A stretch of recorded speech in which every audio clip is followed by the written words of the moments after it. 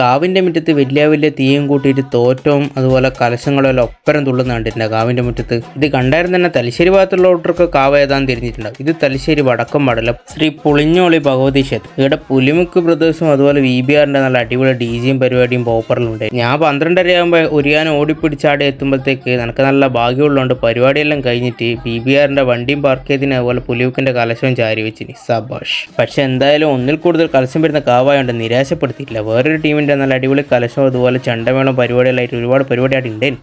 പിന്നെ നല്ല അടിപൊളി നാസിക് ഡോൾ ഉണ്ടായിരുന്നു. ഗ്രാമവേദി എന്ന ടീമിന്റെ പേര്. ഇതെന്റെ സുഹൃത്ത് ചന്തുവിന്റെ ടീമാണ്. അങ്ങനെ അതെല്ലാം കണ്ട് ആസ്വദിക്കുമ്പോഴാണ് മൊതക്കലശം വന്നേ. അതെനക്കൊരു ഭാഗ്യമായി. പിന്നെ ചാരി വെച്ച കലശങ്ങളും ചെരിഞ്ഞു വെച്ച കലശങ്ങളെല്ലാം മൊതക്കലശത്തിന്റെ പയ്യെ തന്നെ കാവിലേക്ക് പോയി. അന്നേരമാണ് രാജാവിന്റെ ചുവന്ന പട്ടാളം എന്ന് പറഞ്ഞ ടാഗ് ലൈനോട് ഒരു ടീം വന്ന്. ആ പേര് തന്നെ അറിയാം, ഇത് റെഡ് ആർമി വടക്കുംപാടാം. ആ ഒരു ടാഗ് ലൈനിലുള്ള ഒരേ ഒരു ടീമേ ഉള്ളൂ, അത് റെഡ് ആർമി വടക്കുംപാടാം. വലിയ വലിയ DJ അതിന്റെ ഇഷ്ടം പോലെ ആളായിട്ടുള്ള നല്ല വൈബ് പരിപാടിയാണ് വടക്കുംപാട് കാവിലൊന്നും ഉണ്ടായത്. ഇത്രയും വലിയ വൈബ് പരിപാടിയെല്ലാം വീഡിയോ കോളിലൂടെ മറ്റൊരു സുഹൃത്തിന് കാണിച്ചു കൊടുക്കുന്ന മറ്റൊരു സുഹൃത്ത്. കഴിഞ്ഞ കൊല്ലം ഞാൻ ഈ കാവിൽ വന്നേരെ ഇങ്ങനെ ഓലക്കണ്ണി കൂട്ടിയിട്ട് കണ്ടിന്. അന്നേരം ഒന്നും അറിയില്ല ഇത് മൊത്തം തീയിട്ടിട്ട് കലശവും ആൾക്കാരെല്ലാം ഇതിന് ചുറ്റിലും ഇങ്ങനെ തുള്ളുക ചെയ്യാന്ന് എനിക്ക് അന്നേരം ഇത് മനസ്സിലായിട്ടില്ല. പല സ്ഥലത്ത് താലപ്പൊലിക്ക് കലശവും പരിപാടിക്കെല്ലാം പോയിട്ടുണ്ടെങ്കിൽ ആദ്യമായിട്ടാണ് ഇങ്ങനെ ഒരു അടിപൊളി പരിപാടി ഞാൻ കാണുന്നത്. പിന്നെ ഇവിടുത്തെ തെയ്യവും ചോപ്പ്, കലശവും ചോപ്പ്, കലശത്തിന്റെ കുടുക്ക വരെ ചോപ്പ്, മൊത്തത്തിൽ ചോപ്പ്. അങ്ങനെ കലശത്തിന്റെ പരിപാടിയെല്ലാം കഴിഞ്ഞ് കുറച്ച് സമയം തോട്ടത്തിന്റെ തുള്ളും കണ്ട് ഞാൻ നേരെ വീട്ടിലേക്ക്.